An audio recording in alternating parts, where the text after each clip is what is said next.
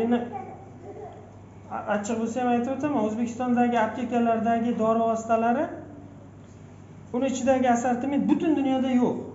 Mana ichimizda xorijga yurib kelganlar bormi? Dunyoda masalan O'zbekistonni masalan aptekasini ichida turgan dori hech joyda yo'q.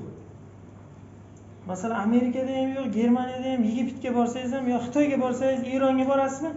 Bunaqa apteka, bunaqa ichida liq to'la haligi kimyoviy preparatlar bunaqasi yo'q ekan.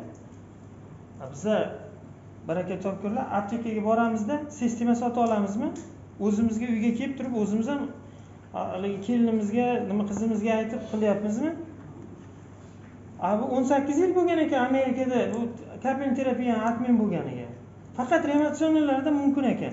Aptekaga borib oddiy fuqaro sota olamiz, dostup yo'q ekan. Bizga xohlagan, hozir shunday chiqingda xohlagan bir qop sotib olib uyingizga borib o'zingiz davolavering. Qonchilik ham bunga haligi nima bermaydi. Shuning uchun bugun dunyo qarashni o'zgartirib, inson tanasi tabiatning bir mahsuli, tabiatning bir qismi. Uni yeydigani ham, ichadigani ham, boshqasi hammasi tabiiy bo'lishi